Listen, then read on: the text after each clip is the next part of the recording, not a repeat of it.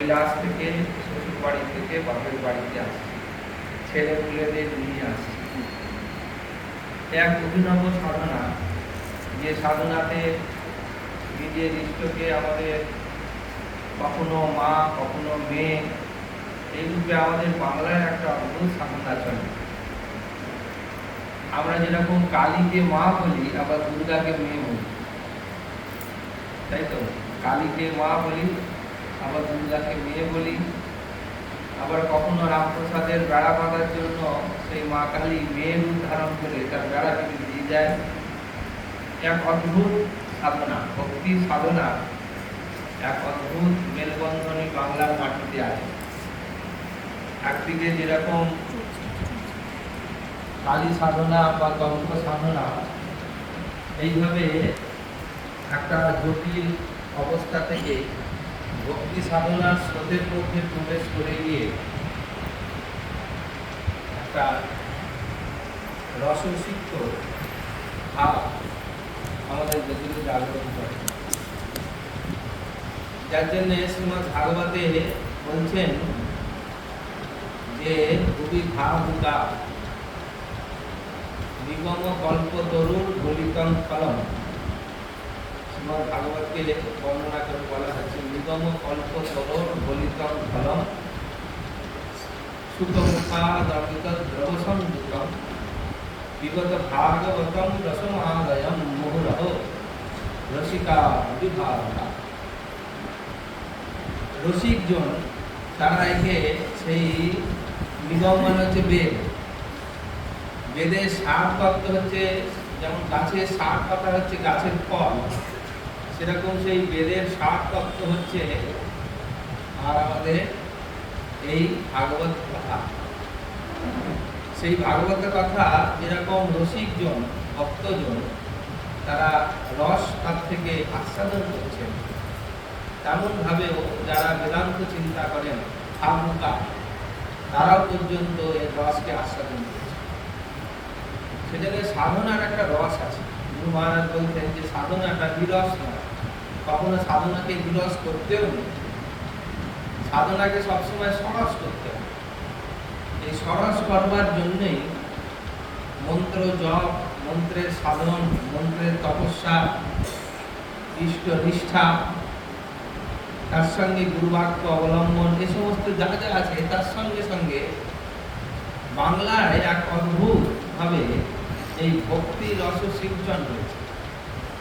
আমরা শুধু বাংলায় কেন বলবো, মীরাবাইয়ের ভজন, কবিরের ভজন, একটা সময় ভারতবর্ষে ভক্তি সাধনার এই প্লাবন দেখা দিয়েছে।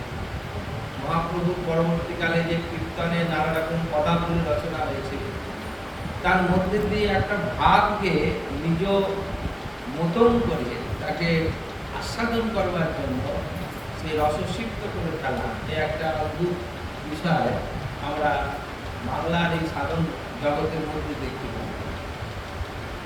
সেই জন্যে আমরা দেবী দুর্গা, যাকে বর্ণনা করা হয়েছে বিভিন্ন পুরাণে, আমরা সব থেকে পরিচিত যার সঙ্গে সে হচ্ছে শ্রী শ্রী চণ্ডী।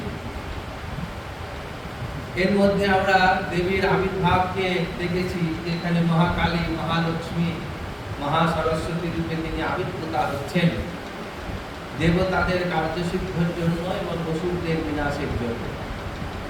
তিনি কিভাবে আমাদের সাধন জগতে ভক্তিবশে প্লাবিত হয়ে আমাদের যেন এক আশাটাও তার হাসানো, যাওয়াটাও তার কাঁদানো হয়ে যায়।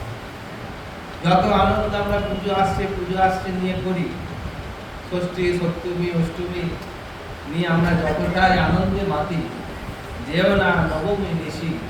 নবমী এসে গেলেই আর সেই নিশিকে প্রার্থনা করা হয়েছে, যেও না নবমী নিশি। আর দশমীর যে বিষাদ ঘন পরিবেশ, বাংলার প্রত্যেকটি আবাল বৃদ্ধ বনিতার মধ্যে আমরা দেখি যে যেন ঘরের সত্যি করে একজন কেউ যেন তার গন্তব্যে চলে যাচ্ছে, না চাইলেও চোখ দিয়ে যেন জল আপনা হতেই বেরিয়ে যায়। এ এক পরিবেশ, এই ভক্তি আমাদের বাঙালির যেন একদম অনুতে পরমাণুতে মিশে আছে। এই দুর্গা পূজার সঙ্গে চণ্ডী পাঠ আমাদের হয়। চণ্ডী হচ্ছে যেরকম গীতাতে বলা হচ্ছে যে সর্বোপনিষদ গাব দগ্ধা গোপাল নন্দন, যে সমস্ত উপনিষদকে মন্থন করে, যেরকম উপনিষদকে মন্থন করে গীতার আগমন ঘটেছে, দগ্ধা গোপাল নন্দন, যেন গাভীরূপী উপনিষদ তাকে দহন করছেন ভগবান শ্রীকৃষ্ণ গোপাল নন্দন। আর পার্থ বৎস, পার্থ মানে অর্জুন, সে মাঝে মাঝে যেরকম দুধ দই দুইবার আগে বাছুরকে দিয়ে দেওয়া হয়, বাছুর ঠোনা মেরে মেরে মা গাভীর স্তন থেকে দুধকে নামিয়ে বেশ খায় খানিকটা, তারপরে তাকে সরিয়ে দিয়ে তারপরে দুধ দেওয়া।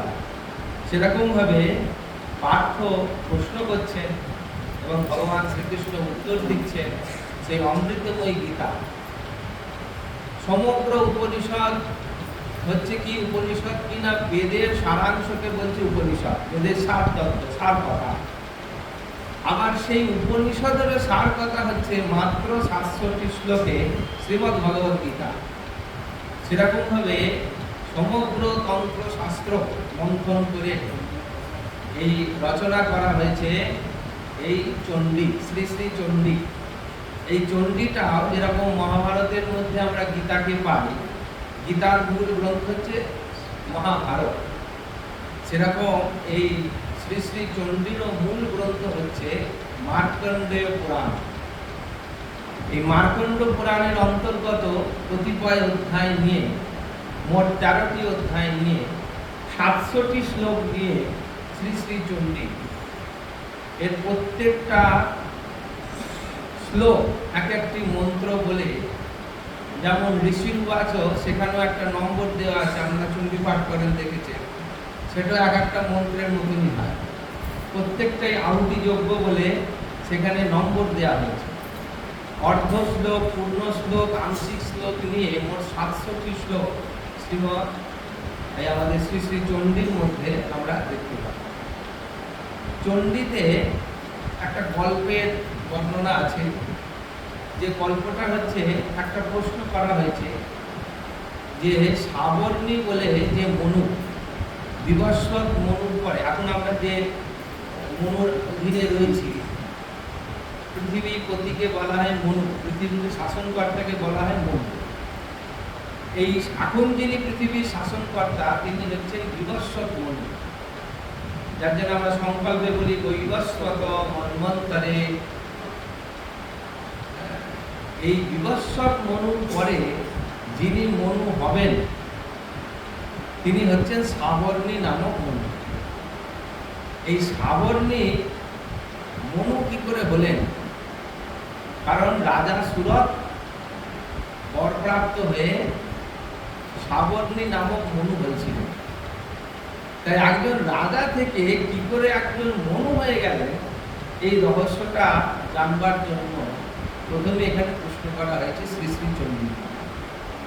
তার উত্তরে গোটা পুরো চণ্ডী গ্রন্থটাই তার বর্ণনা দিচ্ছে। বিশাল ঘন পরিবেশ, রাজা সুরত, তিনি রাজা ছিলেন, তার সৈন্য সামন্ত সব কিছুই ছিল। কাশ্মীর প্রদেশের কোনো এক রাজার দ্বারা তিনি আক্রান্ত হন এবং যুদ্ধ করেন। যুদ্ধ করার পরে তার বয়স হয়ে যাওয়ার এবং দুর্বল প্রজাতন্ত্রের কারণে তিনি পরাজিত হন। পরাজিত হয়ে যাওয়ার পরে তিনি দেশে ফেরেন, কিন্তু সেই সম্মান আর তিনি পান না। তার সৈন্য সামন্ত মন্ত্রী অমাত্য, তার এমনকি তার পরিবার পরিজন পর্যন্ত তাকে এক যেন অন্য চোখে দেখতে শুরু করে, কেউ আর রাজার শাসন মানছে না। রাজা মনের দুঃখে তিনি জঙ্গলে শিকার করতে যাবেন বলে ঘোড়া ছুটিয়ে একাকী চললেন। জঙ্গলের মধ্যে ঘোরাঘুরি করতে করতে তিনি আরেকজনকে দেখতে পেলেন, তারও বয়স হয়েছে। তার সঙ্গে পরিচয় করলেন, বললেন আপনি কে? বলছেন আমার নাম হচ্ছে সমাধি, আমি জাতিতে বৈশ্য। আমি পৈতৃক সূত্রে এবং নিজ প্রচেষ্টায় প্রচুর ধন সম্পদ আদি অর্জন করেছি, বয়স হয়েছে, এখন আমার পরিবার পরিজন আর আগের মতন আমাকে সম্মান করে না। দেখুন, বয়স্ক লোকেদের জ্বালা এখন শুধু নয়, তখনও ছিল। ধন সম্পত্তি থাকা সত্ত্বেও তাকে তার স্ত্রী, তার ছেলে মেয়ে তাকে অপচ্ছেদটা করত। অনেক সময় দেখেন না, বাড়িতে যারা বয়স্ক থাকে তাদের ছোট নাতি নাতনিরাও বলে তুমি কিছু জানো না, অথচ সে 3 তলা বাড়ি তৈরি করলো, হ্যাঁ, 4-5টা ছেলেপুলে মানুষ করলো, তাকেও বলে যে তুমি কিছু জানো না। একটা বয়স হয়ে গেলে বোধ একটা রোগ হয় সমাজে, এটা সামাজিক রোগ। তখনও সেই লোক, তিনি মনোকষ্টে দীর্ঘদিন এভাবে সহ্য করতে করতে তার স্ত্রী, তার পরিবার পরিজন এভাবে লাঞ্ছনা শুনতে শুনতে তিনি একদিন বনে জঙ্গলে বেরিয়ে পড়লেন, বাড়ি ফিরবেন না। দুজনেই একই ভাবে দুঃখী, কিন্তু এর মধ্যে একটা অদ্ভুত সামঞ্জস্য তারা দেখছেন যে আমরা তো একই পথের দুঃখী, বাড়ি ছেড়ে চলে এসেছি, বাড়ি আর যাবো না, এই জঙ্গলেই জীবনযাপন করবো যদি মনস্থির করেও নিচ্ছি, কিন্তু মনের মধ্যে কেমন যেন একটা আবেগ উদ্বেগ আসছে। কি না, খালি মনে হচ্ছে, রাজা বলছে আমার প্রিয় যে হাতিটা আছে সে হাতিটা ঠিক করে খাওয়া দাওয়া পাচ্ছে কিনা, আমার বড় প্রিয় ছিল। আমার অমাত্য যারা আছে, মন্ত্রী যারা আছে, তারা সব ধন সম্পদাদি লুট করে দিল কিনা, হ্যাঁ, রাজ্যের প্রজাদের ঠিক মতন খাওয়া দাওয়া মিলছে কিনা, পরিবারের ছেলেপুলেরা সব ঠিকঠাক আছে কিনা। যাদের দ্বারা আমি লাঞ্ছিত হলাম, সমাধি বৈশ্য একই কথা বলছেন, যাদের দ্বারা আমরা লাঞ্ছিত হলাম তাদের জন্যই মন কেমন করছে। এই মন কেমন করার রহস্যটা কি? দুজনেই বললেন যে না, আমিও তো বুঝতে পারছি না, কিন্তু আমারও মন কেমন করছে।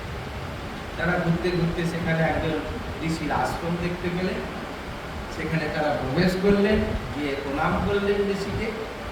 ঋষির নাম হচ্ছে মেধা, কেউ বলে মেধা ঋষি, কেউ বলে মেধাস ঋষি, এক এক জায়গায় এক এক রকম বলা আছে। যাই হোক, সেই মেধাস ঋষি তাকে গিয়ে তারা প্রশ্ন করলেন।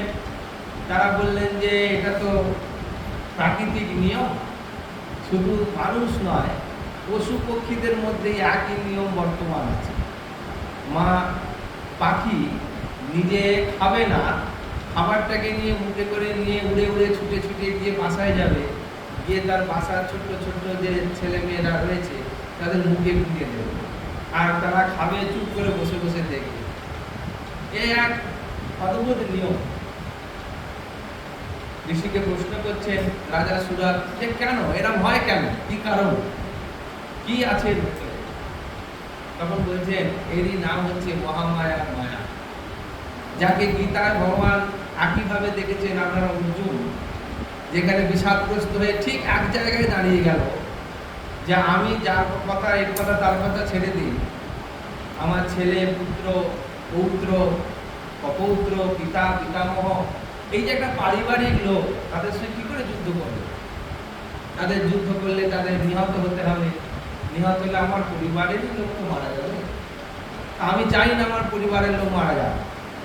সব কিছু ছেড়ে দিয়ে কিছুটা শাস্ত্রের আশ্রয় নিয়ে অর্জুন বললে সব কথা বাদ দিলাম, তারা অন্যায় করেছে, অবিচার করেছে, ঠিক আছে, কিন্তু আমি গুরুকে কি করে হত্যা করব, পিতামহকে কি করে আমি হত্যা করব, আমি তো কি করে হত্যা করতে পারবো, সম্ভব?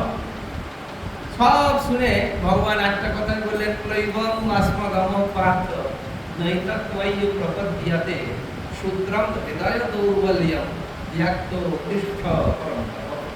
এ তোমার হৃদয়ের ক্ষুদ্র দুর্বলতা, আর কিছু না। অর্জুন বলছেন এই দুর্বলতা, মানে হ্যাঁ দুর্বলতা, খালি দুর্বলতার জন্ম কি করে হলো, প্রত্যেকেই দুর্বলতা এলো। তখন ভগবান বলছেন এর নামই হচ্ছে মোহ। এই মোহতেই তুমি আবেশিত হয়ে গেছো। আর এদিকে চণ্ডীতে বলছেন এই মোহ হচ্ছেন সেই মহামায়া। জ্ঞানী নামপি চেতাংশী দেবী ভগবতী হিসা বলাদা কৃষ্ণ মোহায় মহামায়া প্রজাচ্ছতি। মোহায়, এখানে আবার এলো মোহ, একই বিষয়। জ্ঞানীদের পর্যন্ত ঋষি বলছেন যে মহামায়া তা মোহিত করে দিয়ে তাদের হৃদয় কিভাবে বিগলিত করে দেয়, করে দিয়ে বলাদা কৃষ্ণ বলপূর্বক তাদের আবার সেই সংসার চক্রের মধ্যে আবেশ নিবেশ করে দেয়। প্রচণ্ড জ্ঞানী, প্রচণ্ড বৈদান্তিক, প্রচণ্ড ব্যাপার, কিন্তু কখন যে কখন কার প্রতি হৃদয় চলে যাবে হঠাৎ করে উদ্বেগ এসে যাবে, বিশেষ করে স্বজনদের জন্য, কেউ জানতে পারে। রাজা সুরত জানতে চাইলেন এই মহামায়া কে। এইখান থেকেই শুরু চণ্ডীর মূল পক্ষ। রাজা সুরতকে মেধাশ্রী বলতে শুরু করলেন এই মহামায়া কে। মহামায়া কে বলতে গিয়ে তিনি বললেন যে তাকে দেখতে পাওয়া যায় না, কিন্তু তার প্রভাবে সবকিছু চলছে। আমরা যখন জন্মেছিলাম, আপনারা অনেক মায়েরা আছেন জন্মেছেন, আপনারা জন্মাবার পরে জানতেন না যে আপনাদের এই বাড়ি ছেড়ে চলে যেতে হবে, আপনাদের কেউ একটা বর হবে বা স্বামী হবে, আপনার পুত্র হবে, কন্যা হবে, নাতি হবে, পুতি হবে, আপনারা সব ভেবেছিলেন। আর তারা আপনার জন্মবার সঙ্গে এসেছে, কিন্তু যখন এই পৃথিবী ছেড়ে যাবে তখন তাদের জন্যই মন কেমন করেই গেল। তারা বাড়িতে না ফিরলে মন কেমন করছে, তারা কোথাও চলে গেলে মন কেমন করছে, কে জানতো, কে সব। কেউ আপনাদের এর জন্য হাত পা বেঁধেও রাখিনি, কিন্তু কোথাও যেন আমরা বাধা পড়ে গেছি এই মোহ জগতের মধ্যে। মহামায়া, সেই মহামায়া কি? তার উত্তরে মেধাশ্রী বলছেন যে এই মহামায়া যেরকম সংসারে নিমজ্জিত করতেও পারে, সংসার বন্ধ হেতুশ্চ শৈব সর্বেশ্বরেশ্বর, তিনি এখান থেকে মুক্তিও দিতে পারেন, আবার এখানে তিনি আবার বন্ধনও করতে পারেন। এই আবর্তনের মধ্যেই চলছে, বন্ধনের মধ্যেই আমাদের জগৎ চলছে, কিন্তু সৈষা প্রসন্না বরদা নৃণাম ভগতি মুক্তায়, তিনি প্রসন্না হলে তাকে মুক্তি তার পক্ষে আসা সম্ভব। মা কাজ করছেন কোলে শিশুটাকে নিয়ে, তো খুব ছেলেটা রান্না বান্না করবেন, মা ছেলেটাকে দেখবে কে, আমি রান্না করতে যাব। তো পাশের বাড়ির কোনো একজন কাকিমা এসে ছেলেটাকে বলে দে, তো ছেলেটাকে আমি নিয়ে যাই কিছুক্ষণের জন্য, তারপরে তো রান্না বান্না হয়ে গেলে আবার থেকে দিয়ে যাবো। ঠিক আছে, নিয়ে যাও। ছেলে গেল, ছেলে গিয়ে খানিকক্ষণ তাকে খেলনা বাটি দিল, সে বসে বসে হাতি ঘোড়া খেলনা নিয়ে চটকাচ্ছে, খেলতে খেলতে হঠাৎ করে তার ভেতরে বোধ হলো মা যাব। যখন বলে যে মা যাব, তখন সেই পাশের বাড়ির মা সে আরেকটু খেলনা বাটি দিল, দিয়ে বলে আরেকটু খেল। সে কিছুক্ষণ খেলার পরে তারপরে আবার বোধ ধরে বসেছে মা যাব। তারপরে যত খেলনা দেয় তত সে একই কথা বলে মা যাব, এবং মা যাব শব্দটা বলতে বলতে তার কান্না শুরু হলো। তখন সে কান্না কাঁদতে কাঁদতে যত খেলনা বাটি দিয়েছিল ছুঁড়ে ছুঁড়ে ফেলতে শুরু করলো। এত সে রেগে গেল বা এত সে কান্নাকাটি শুরু করলো, তখন সেই পাশের বাড়ির মা কোলে করে নিয়ে এসে বলে, বাবা সামলা তোর ছেলেকে, এত কাঁদছে, সামলানো যাচ্ছে। সে ছেলে কাঁদতে কাঁদতে মায়ের যেই কোল পেল, খোঁপাতে খোঁপাতে সেখানে ঘুমিয়ে পড়লো। সে জানে এর থেকে বড় নিরাপদ জায়গা আমরা কিছু নেই। এই হচ্ছে মহামায়ার মায়া। মা আমাদের জন্ম দিয়েছেন সেই জগৎ জননী, আর আমাদের এই সেই কাকিমা বা এই পাশের বাড়ির মা, তার নাম মহামায়া, তাকে খেলনা মাটি দিয়ে সে আমাদের ভুলিয়ে রেখে দিয়েছে।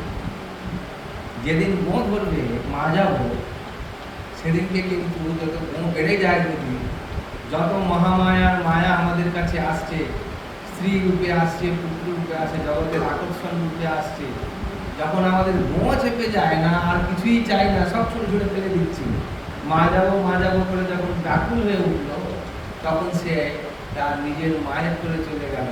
সে তখন আর সেই মাকে প্রাপ্ত হল। হ্যাঁ, যে দেখেছে মায়ের দোল, সে পেয়েছে মায়ের কোল। গান আছে না রামপ্রসাদে, যে দেখেছে মায়ের দোল, সে পেয়েছে মায়ের কোল।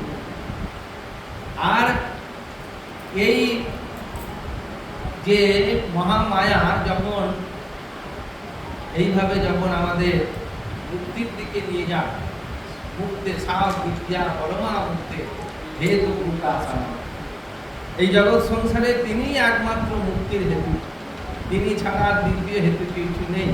তিনি বন্ধনে রাখেন, তিনি মুক্তির দিকে আমাদের নিয়ে যান। এই করতে করতে সেই মহামায়াকে কি করে দেখা যায় তার স্বরূপ কি? তাহলে মহামায়া কি বোঝা গেল? এবারে রাজা জিজ্ঞাসা করছেন যে এই মহামায়ার স্বরূপ, এই স্বরূপটা বলেন, দেখো মহামায়ার স্বরূপ হচ্ছে ত্রিগুণাত্মিকা, সত্যগুণ, রজগুণ, তমগুণ, এই তিন নিয়ে এই মহামায়া রয়েছে। সত্যগুণে তিনি হচ্ছেন মহা সরস্বতী, তিনি অষ্টভুজা। রজগুণে তিনি হচ্ছেন মহালক্ষ্মী, তিনি 18 ভুজা। আর তমগুণে তিনি হচ্ছেন মহাকালী, তিনি 10 ভুজা। তাই মহাকালী তমগুণ, যে কিরকম মহাকালী তার বর্ণনা দিয়েছেন আমাদের প্রথম অধ্যায়ে, যেটা চণ্ডীতে, সেখানে মহাকালীর রূপের বর্ণনা আছে। আর সেই মহাকালী কি করে আবির্ভূত হন, তাকে প্রকট করলেন প্রথম অধ্যায়ে যোগমায়া দেবীকে। মহামায়া যোগ নিদ্রা, যোগ নিদ্রাতে শায়িত রয়েছেন ভগবান নারায়ণ। ভগবান নারায়ণ যোগ নিদ্রায় যখন শায়িত থাকেন, তার মানে সমস্ত সৃষ্টি বা দেবতারা শায়িত থাকে। এমন সময় হলো না বিষ্ণু ক্ষীরোদ সাগরে বা কারণ সলিলে তিনি অনন্ত নাগের মধ্যে স্বয়ং করে রয়েছেন, সেখানে আর কেউ নেই, কোনো জলভাগই জলভাগ, স্থলভাগ নেই। তখন কি করলেন? আর তার নাভি কমল থেকে ব্রহ্মা উৎপত্তি হয়েছেন, তিনি বিরাজমান রয়েছেন।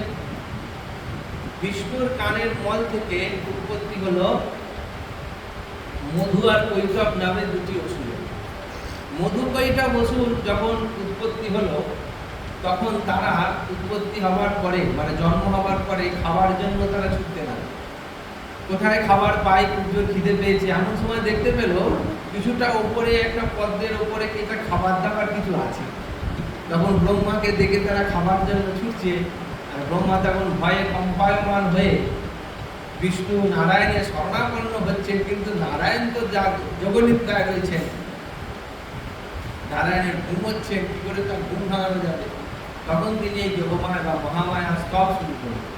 প্রথম অধ্যায় যার জন্য আমরা পাই একটি ব্রহ্মা স্তব, যেখানে বলছেন ত্বং স্বাহা ত্বং স্বাধা ত্বং হি বশটকার স্বরাত্মিকা সুধা ত্বমৎসরে নিত্যে বিধা মাত্রা বিকাশিতা। এই করে ব্রহ্মা স্তব করলেন। স্তব করার সঙ্গে সঙ্গে বিষ্ণুর চোখের মধ্যে সেই যোগমায়া দেবী যোগনিদ্রা ভঙ্গ করলেন নারায়ণ। নারায়ণ চোখ খুললেন, চোখ খুলে দেখলেন ব্রহ্মার এই অবস্থা, তাকে খাবার জন্য সব ছুটছে। ব্রহ্মা তখন ত্রাহি মধুসূদন, তখন তিনি আর যুদ্ধ ঘোষণা করলেন মধু কৈটবের সঙ্গে। বহুকাল যুদ্ধ চলল।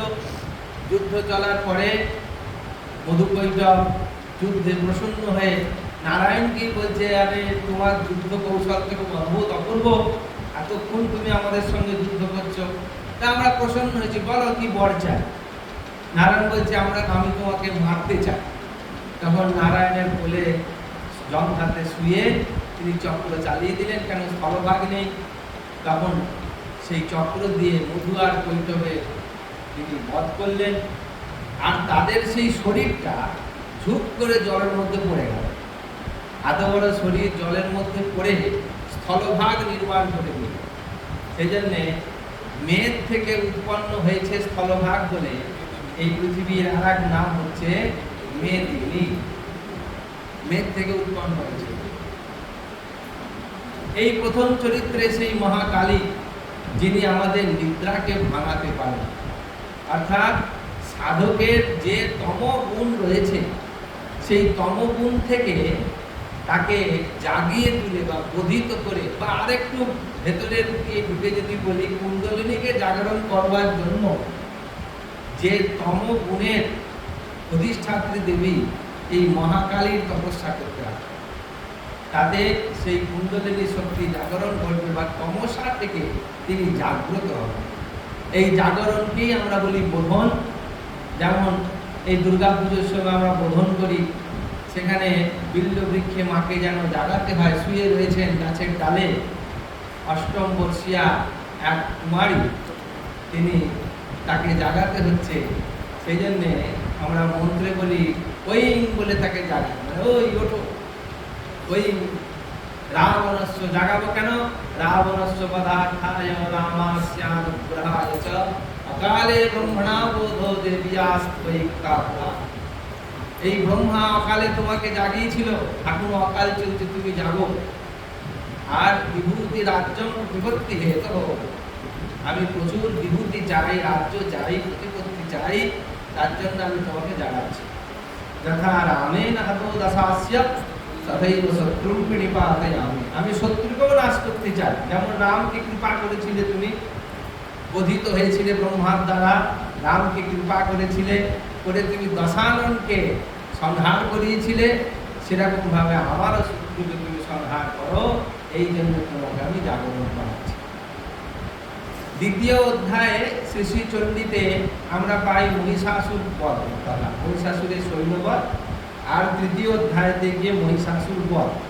কে মহিষাসুর বধ করবেন না? সেখানে আবির্ভূতা হলেন রজগুণের অধিষ্ঠাত্রী দেবী, দেবী মহালক্ষ্মী। তিনি অষ্টাদশ পূজা। আমাদের পণ্যগড়ের সাধুর ঘাটে যে মূর্তিটা হয় দেখেছেন আপনারা, ওই 18 হাতের দুর্গা, তার গায়ের রং ফং দেখতে সব অন্যরকম, মুখটা একরকম, হাতটা একরকম, পাটা একরকম। এই দেবতারা পুরাকালে এরকম ভাবেই অসুরদের দ্বারা তাড়িত হলেন। তারা মর্তভূমিতে এসে নানা রূপ ধারণ করে লুকিয়ে রইলেন। তারা ব্রহ্মার কাছে গিয়ে তাদের সেই স্বর্গরাজ্য ফিরে পাওয়ার জন্য প্রার্থনা করলেন। ব্রহ্মা তখন শঙ্করের কাছে গেলেন, শঙ্কর বিষ্ণুর কাছে গেলেন। তারা সবাই মিলে চিন্তা করে একটা তাদের যে ক্রোধ, অসুরদের প্রতি যে ক্রোধ, সেখান থেকে তাদের শরীর থেকে তেজ নির্গত হল। সেই তেজপুঞ্জ একত্র হয়ে এক নারী মূর্তির আবির্ভাব ঘটল। যে নারী মূর্তিকে কেউ কাপড় দিলেন, কেউ কোনো দেবতা তাকে অস্ত্র দেবতারা তাকে অস্ত্র দান করলেন। অস্ত্র দান মানে নিজের অস্ত্রটা দিয়ে দিলেন না, নিজের অস্ত্রের শক্তিটা দিলেন। বলছেন শূলাৎ শূলাৎ শূলাৎ শূলং বিনিষ্কৃষ্য দদৌ তস্যৈ প্রণাগধি চক্রঞ্চ দত্তবান কৃষ্ণ সমুৎপাদ্য স্বচক্রতঃ সংঘঞ্চ করুণশক্তিং দদৌ তস্যৈ হতাশনঃ মারুতো দত্তবাংশ্চাপং বাণপূর্ণে তদেশুতি। এরকম ভাবে এক এক দেবতা তাদের নিজ নিজ অস্ত্রের যে শক্তি, সেগুলো দেবীকে দান করলেন। হিমালয় পর্বত তাকে নানাবিধ রত্ন এবং তার বাহন মহাসিংহকে দিলেন। সমুদ্র রত্ন ভাণ্ডার, মুকুট ইত্যাদি তাকে দান করলেন। এই করে দেবীকে রণ সাজে সজ্জিত করে দিলেন। তিনি তখন মহিষাসুরের সঙ্গে যুদ্ধ করলেন। যুদ্ধ করে সেই অষ্টাদশ ভুজা দেবী দুর্গা মহিষমর্দিনী, তিনি মহিষাসুরকে যুদ্ধে আহ্বান করলেন। মহিষাসুর বড় ছল কপট করে, সে হাতির রূপ ধরে, কখনো ঘোড়ার রূপ ধরে। আর যখন মহিষাসুরের যে সেনা, তাকে সেই সিংহ সংহার করলেন। আর সেই মহিষ রূপ যখন ধারণ করলেন, তখন তাকে পাশ দিয়ে, নাক পাশ দিয়ে তাকে বেশ করে বেঁধে ফেললেন। বেঁধে তাকে আকর্ষণ করে টেনে তিনি খড়গ দিয়ে সেই মহিষের গলা কাটলেন। আর গলাটা কাটতে কাটতেই তার ভেতর থেকে মহিষাসুর বেরিয়ে এলো। এই যে মূর্তি, আমাদের দেওঘরের যে মূর্তি তৈরি হয়, এইরকম ধরনের মূর্তি হয়। এই অর্ধেকটা মহিষের রূপ, চার পায়ে দাঁড়িয়ে আছে, সেখান থেকে মহিষাসুরের একটা দু হাতকে খাড়া ঢাল দিয়ে দিলেন। তখন তিনি শূল দিয়ে তাকে বধ করলেন। এই করে তিনি আর মহালক্ষ্মী রূপে মহিষাসুরকে বধ করলেন। তারপরে দেবতারা তাকে স্তব করলেন, স্তুতি করলেন। পঞ্চম অধ্যায় গিয়ে আমরা মহা সরস্বতীর কথা পাই। সেই মহা সরস্বতীকে দেবতারা স্তব করলেন। সেই স্তবের প্রথমেই রয়েছে যে ইয়া দেবী সর্বভূতেষু চেতনেত্য বিধীয়তে। সমস্ত কিছুর চেতন শক্তির মধ্যে তিনি বর্তমান রয়েছেন, চেতনেত্য বিধীয়তে। আবার বলছেন ইয়া দেবী সর্বভূতেষু বিষ্ণুমায়েতি সবদিতা। যিনি সৃষ্টি স্থিতি পালন করেন, তিনি হচ্ছেন বিষ্ণু মায়া। সেই বিষ্ণু মায়া রূপে তিনি পালন করছেন, সৃষ্টি করছেন। এই চেতনার মধ্যে তিনি রয়েছেন। আর একে একে ইয়া দেবী সর্বভূতেষু, প্রথমে কি আছে, তারপরে চেতনত্ব বিধীয়তে, প্রথমে হচ্ছে বুদ্ধি, যা দেবী সর্বভূতেষু বুদ্ধি রূপেণ সংস্থিতা। তাই বেদান্ত শাস্ত্র বলছেন যে এই চেতনা কোথায় গিয়ে উদ্দীপ্ত হয়, কে কে ধরতে পারে। গীতায় ভগবান বলছেন বুদ্ধিগ্রাহ্যম, প্রথমেই বুদ্ধিতে আমাদের এই চেতনার প্রকাশ হয়। ওই জন্য প্রথমেই বললো বুদ্ধি রূপেণ সংস্থিতা। তারপরে বুদ্ধির পরে এসে গেল নিদ্রা, তমগুণ এসে গেল, নিদ্রা রূপেণ সংস্থিতা। নিদ্রা থেকে যে উঠলো সুধা রূপেণ সংস্থিতা, সুধা থেকে যে উঠলো তৃষ্ণা রূপেণ সংস্থিতা। অদ্ভুত একটা সৃষ্টির ক্রম। তারপরে তার লজ্জা আছে, লজ্জা রূপেণ সংস্থিতা। সবার শেষে গিয়ে বলছে যা দেবী সর্বভূতেষু মাতৃরূপেণ সংস্থিতা। তারপরে মাতৃরূপেণের পরে গিয়ে বলছেন ভ্রান্তি রূপেণ সংস্থিতা। মাতৃরূপে জগতের ধারণ শক্তিকে বলা হয় মাতৃশক্তি, তিনি মাতৃরূপে সংস্থিতা হয়েছেন। আর তারপরে বলছেন ভ্রান্তি রূপেণ সংস্থিতা, মানে আগামী আমাদের মানুষের যে ভ্রান্তি হয়ে যায় তাকেও বলছেন, তাকেও নেগলেক্ট করা হয়নি, বলছেন ভ্রান্তি রূপেণ সংস্থিতা। আমাদের ভেতরের ভ্রান্তিটাও তিনি যেন আমাদের ভেতরে করে দিচ্ছেন, ভ্রান্তি রূপেণ সংস্থিতা। ভ্রান্তি কেন? এই জগৎটা যেমন আমরা দেখি, আসলে জগৎটা তো জগৎই নয়। এই জগৎটাকে আমরা যেভাবে দেখছি, যেভাবে আমাদের কেউ না কেউ আমাদের ভাবে দেখাচ্ছে। বেদান্ত শাস্ত্র বলছেন আমরা জগৎকে দেখছি, আর তন্ত্র শাস্ত্র বলছেন না, তোমাকে জগতের মহামায়াই দেখাচ্ছে, ভ্রান্তি রূপেণ সংস্থিতা। এই জগৎকে মধ্যে যে ভ্রান্তি রয়েছে, এই ভ্রান্তি না কাটলে আমরা প্রকৃত সত্যকে জানতে পারবো না। সেই জন্যে সেই দেবী প্রকটিত হলেন, অদ্ভুত রূপ লাবণ্য নিয়ে তিনি হিমালয়ে বিচরণ করছেন। শুম্ভ নিশুম্ভ দৈত্যের তার ইচ্ছে হলো যে এই অপরূপ দেখতে এই কন্যাকে আমরা বিবাহ করি। প্রস্তাব দিলেন যে আমরা তোমাকে বিয়ে করতে চাই। তখন দেবী বললেন খুব ভালো কথা, আমাকে তোমরা বিয়ে করবে, কিন্তু আমার একটা শর্ত আছে। কি শর্ত? যোমান জয়তি সংগ্রামে योमे दर्पं व्यापोहति योमे प्रतिबल लोके समे भर्ता भविष्यति। তিনটে শর্ত। যোমান জয়তি সংগ্রামে, যে আমাকে সংগ্রামে জয়লাভ করতে পারে। সংগ্রাম কি?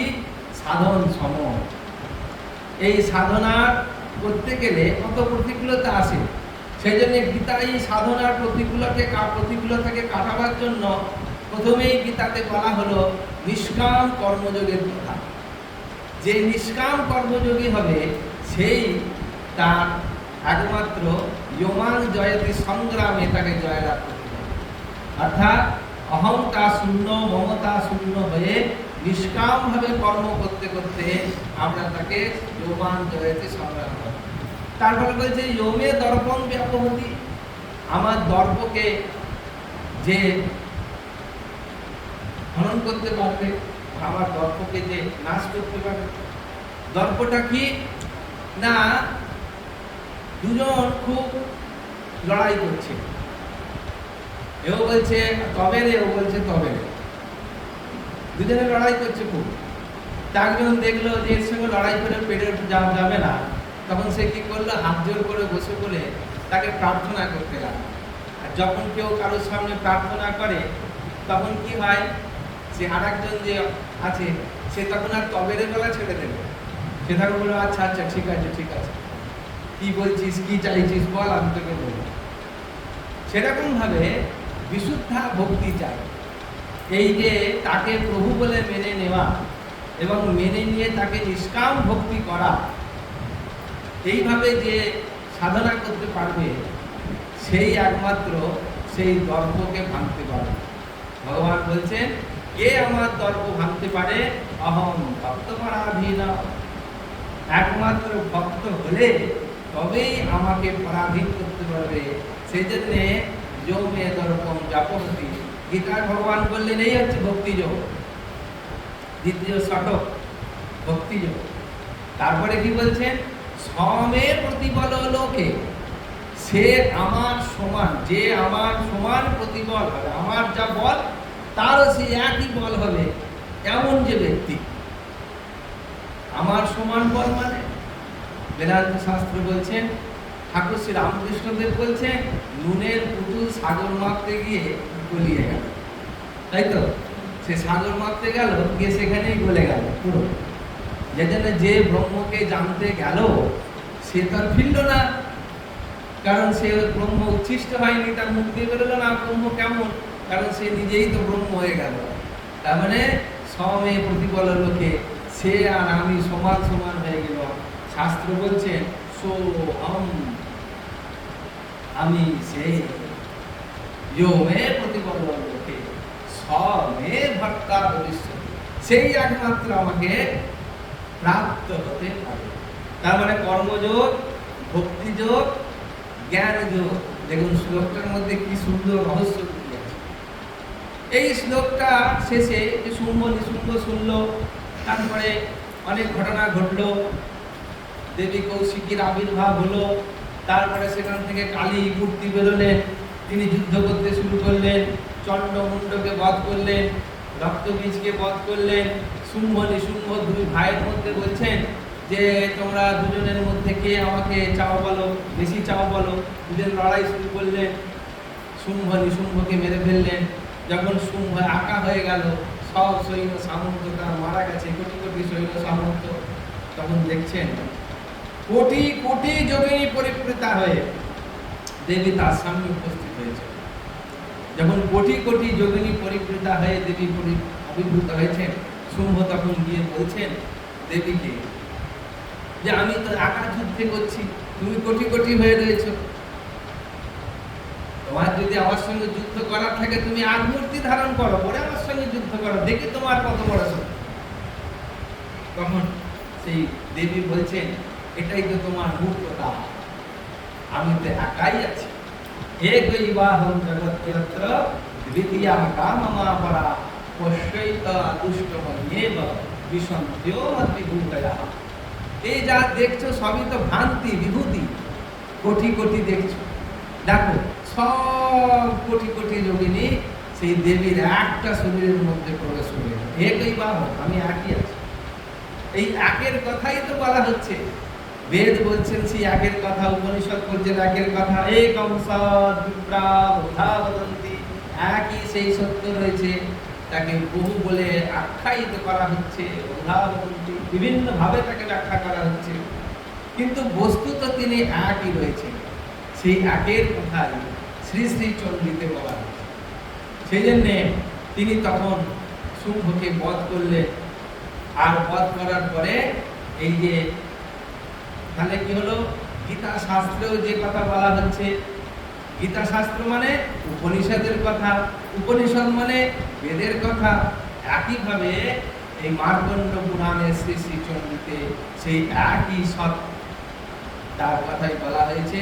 তিনি আবির্ভূত হন, তিনি এই মহামায়া রূপে আবির্ভূত হয়ে জগৎ সংসারের সৃষ্টি স্থিতি পালন করেন এবং তিনি সংহার করেন। একাদশ অধ্যায়তে গিয়ে সেজন্য তাকে স্তব করা হলো। দেবী প্রপন্নার্তি হরে প্রসীদ, প্রসীদ মাতর জগতোখিলস্য, প্রসীদ বিশ্বেশ্বরী পাহি বিশ্বম মমেশ্বরী দেবী চরাচরস্য। এই চরাচর জগতের মধ্যে তুমি একমাত্র সেই শক্তি রূপে রয়েছে। সর্বমঙ্গল মঙ্গলে শিবে সর্বার্থ সাধিকে শরণ্যে ত্রম্বকে গৌরী নারায়ণী নমস্তুতে। দেবীকে স্তব করা হচ্ছে, নারায়ণ নমস্তুতে। তিনি নারায়ণের সেই শক্তি, সেই শক্তি রূপে তিনি পালন করে যাচ্ছেন। কত কত রূপ তিনি ধারণ করেন, কিন্তু তিনি বস্তুত সেই একই হয়ে থাকেন। দেবী দেবতাদের উপর প্রসন্ন হলেন, দেবতারা বললেন যে আমাদের বর দাও। তখন মা বললেন যে তোমরা কি বর চাও বলো। তখন বলছেন যেন আমরা শত্রুকে নাশ করতে পারি। সর্ববাধা বিনির্মুক্ত সর্ববাধা প্রশমনম ত্রৈলোক্যস্যাখিলেশ্বরী এবমেব ত্বয়া কার্য মস্মদ বৈরী বিনাশনম। দেবতারা বৈরী অর্থাৎ অসুরদের নাশ করবার জন্য বর প্রার্থনা করেছে। এই দেবতার অসুরের যুদ্ধ বরাবরই আছে। নিজের মধ্যে যে দেবত্ব শক্তি আছে আর নিজের মধ্যে আসুরিক শক্তি আছে। মহারাজ একটা আর্টিকেল লিখেছিলেন যে মানুষই দানব হয়, মানুষই মানব বান্ধব হয়, আবার মানুষই দানব হয়। মানুষের মধ্যে দুটো শক্তি আছে, দানবের শক্তি আছে আর মাধবের শক্তি আছে। সেজন্য আমাদের ভেতরে এই যে দানব বা অসুর, একে বধ করবার জন্য যখন আমাদের শুভ শক্তিগুলোও দুর্বল হয়ে পড়ে, প্রবল এই যাকে বলে এই অশুভ শক্তি মানে আসুরিক শক্তি আমাদের ভেতরে খুব প্রবল। আপনি খুব সুন্দরভাবে এখানে কথা শুনছেন, খুব ভালো লাগছে কথা। এক অপরূপা মহিলা খুব সাজে সজ্জিতা হয়ে তিনি হঠাৎ করে ঝলমলে পোশাক আর গয়নাগাটি পরে এসে দেখলেন আমার পেছন দিকে দাঁড়ালো বা পাশে দাঁড়ালো, আপনি আর আমার দিকে দেখবেন? আপনার চোখ সঙ্গে সঙ্গে সেদিকে চলে যাবে। কারণ যদি একটা মোবাইল বেজে ওঠে দেখবেন কানটা সবার ওই একদিকে চলে যাবে। হাজার চেষ্টা করেও এত সৎসঙ্গ পেয়েও আমাদের চোখ, কান, মন, মস্তিষ্ক সব যেন কিরকম বিবশ হয়ে গেছে। চাইলেও এই বিবশকে কাটাতে পারছি না, হাজার চেষ্টা করলেও পাচ্ছি না। সেজন্য কি বলছেন, এর থেকে পরিত্রাণ পাওয়ার জন্য আমাদের প্রয়োজন হচ্ছে যে আমার ভেতরে দৈব শক্তি কে প্রবল করবার জন্য, তার শক্তিকে বৃদ্ধি করবার জন্য কি প্রয়োজন? আসুরিক শক্তির নাশের প্রয়োজন। কিন্তু আমার ক্ষমতা নেই সেই আসুরিক শক্তিকে নাশ করবে। এই জন্য কি প্রয়োজন? এই জন্য সেই মহামায়ার প্রয়োজন, তার উপাসনার প্রয়োজন, তাকে সন্তুষ্টি করবার জন্য আমাদের মায়ের কৃপা সবচেয়ে বড় কথা। সোজা কথায় মায়ের কৃপার প্রয়োজন আছে। এই কৃপা যতক্ষণ না আমরা পাবো ততক্ষণ সে অসুরকে নাশ করতে পারবো না। রামচন্দ্রজি রাবণকে যুদ্ধক্ষেত্রে দাঁড়িয়ে বলছেন যে তোমার আর আমার মধ্যে পার্থক্য কি?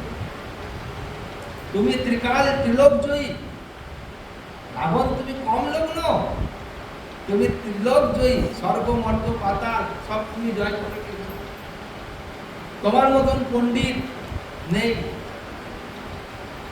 কিন্তু তোমার মধ্যে যুদ্ধ করবার দুটো শক্তি নেই, যার জন্য তুমি ভয়ভীত হয়ে আছো। কি? তোমার মধ্যে সত্য নেই।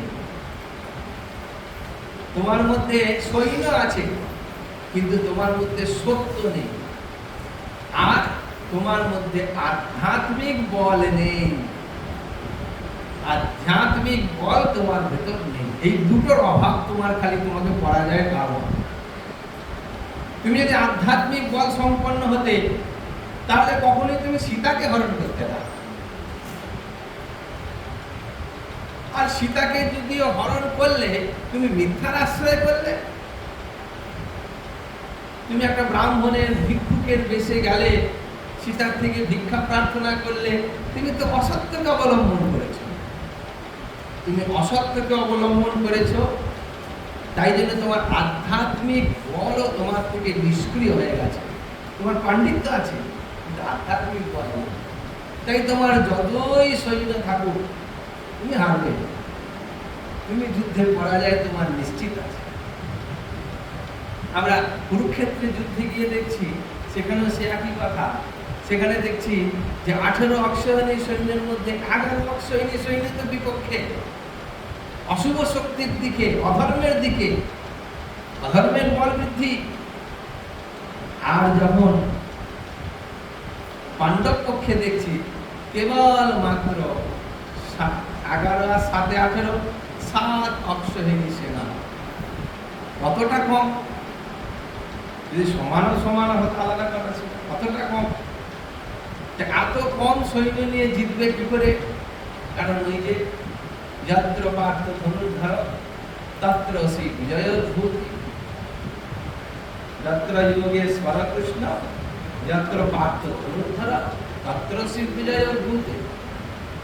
এই দুটোর মধ্যে কি দুজন আছে? এক হচ্ছে যত্র যোগেশ্বর কৃষ্ণ, এই যোগেশ্বর কৃষ্ণকে সত্য, আর পার্থ ধনুর্ধরকে ওই আধ্যাত্মিক বল। যে সত্যকে সবসময় আশ্রয় করে রয়েছে। সব চলে যাক, সত্য যেন আমার থেকে না যায়। আর যে সত্যকে ধরে থাকে তার কপাল পড়ে, কিন্তু সেই সত্য তো সর্বকালের সত্য। যার জন্য শ্রীমদ্ ভাগবত বলছেন যে সত্যং পরম ধীমহি। তিনি কৃষ্ণং পরম ধীমহি, কৃষ্ণাৎ পরাম ধীমহি এসব কিছু শ্লোকে বলেননি, বলেছেন সত্যং পরম ধীমহি, আমি সেই সত্যকেই থাকি। সেই জন্য সত্য রক্ষা করা, সত্যকে আশ্রয় করে থাকা, ঠাকুর বলেছেন না কলির তপস্যা, সত্যকে আশ্রয় করে থাকা। সেই জন্যে যেই আসরিক শক্তিকে বিনাশ করবার জন্য, শুভ শক্তির উদয় হওয়ার জন্য এই মায়ের কৃপার প্রয়োজন আছে। মা বলছেন দ্বাদশ অধ্যায়তে গিয়ে আমি কি কি দিতে পারি, বলছেন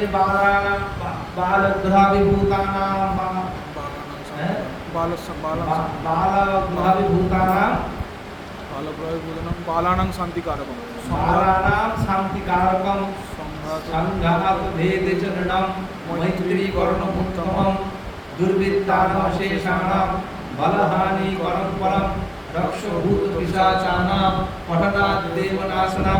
বলে দিচ্ছে না, এত কিছু করতে পারি। আমার এই পাঠ শ্রবণ করলে কি কর্মা বলছে, ছেলে ছেলে পুলেদের শান্তি করবার জন্য, গ্রহ বাধা শান্তি করবার জন্য, শত্রুকে নাশ করবার জন্য, সম্পত্তিকে পাওয়ার জন্য, এই এত কিছু আমার কথা শ্রবণ করলে তোমরা এই ফল প্রাপ্ত করবে।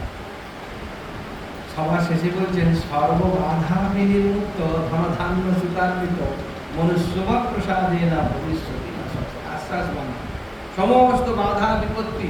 তাহলে এই কেবলমাত্র যেরকম তিনি তো মহামায়া, তিনি তো মা, আর যাই হোক জানেন যে সন্তানের দুর্বলতা কোথায়। একেবারেই আমাকে চাইলে পরে প্রাপ্ত হতে বলে সন্তান চাইবে না। মাকে ছেড়েও বিষয় সম্পত্তির লোভে পালিয়ে যায়। শ্বশুর বাড়ি যায় কিনা, শ্বশুরের সম্পত্তি বেশি হলে ছেলেপুলেরা মাকে ছেড়ে যাচ্ছে কিনা। হ্যাঁ, একটা হিন্দিতে কথা আছে, বাপ সে বড়া রুপাইয়া। হ্যাঁ, বাবাকেও ভুলে যায় টাকা পয়সা পেয়ে। মা জানেন।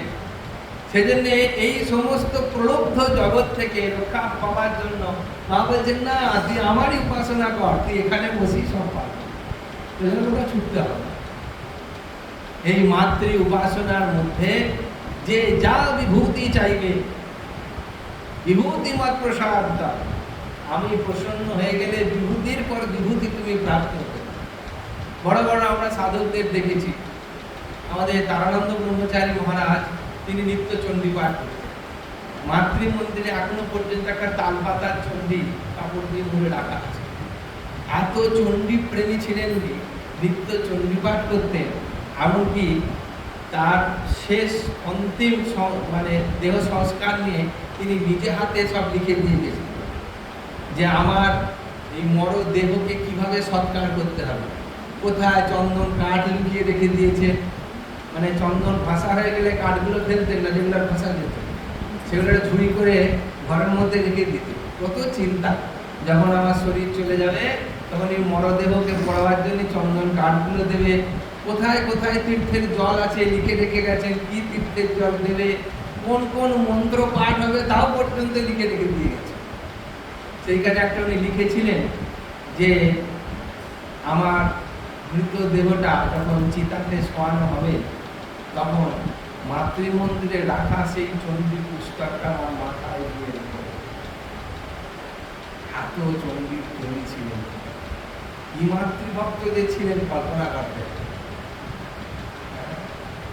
অনেক বড় বড় বিখ্যাত বিখ্যাত পণ্ডিতকে দেখা গেছে যে নিরঞ্জন স্বরূপ ব্রহ্মচারী বলে আমাদের এখানে আসতেন, নবতীর্থ ন্যায় বেদান্তাচার্য, এত বড় পণ্ডিত তখন।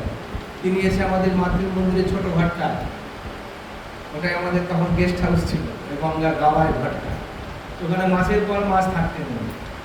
সংস্কৃত কলেজে তিনি পড়াতে যেতেন, তো সেইখানে তিনি থাকতেন। তো তিনিও অন্তিমকালে সন্ন্যাস নিয়ে তিনি চলে গেছিলেন গুজরাটের কোনো একটা আশ্রমে। তিনিও নিত্য চণ্ডী পাঠ করতেন। লাস্টে তার আর গলা দিয়ে চণ্ডী আর পাঠ বেরোতো না, খালি চণ্ডীটা খুলে রাখা হতো, হাপুস নয়নে খালি চোখের জল পড়ে যেত দিনটা, এই করে করে তার শরীর চলে গেল। আমরাও দেখেছি এই কিছুদিন আগে আমাদের দামোদর আশ্রমজি আদ্যাপীঠে থাকতেন, 104 বছর বয়সে ওনার শরীর গেল। উনি সব গ্রন্থ পড়া ছেড়ে দিলেন, দিন রাতের জ্ঞান চলে গেল, ওই চোখের সামনে খালি চণ্ডীর পাতা উল্টে যাচ্ছে।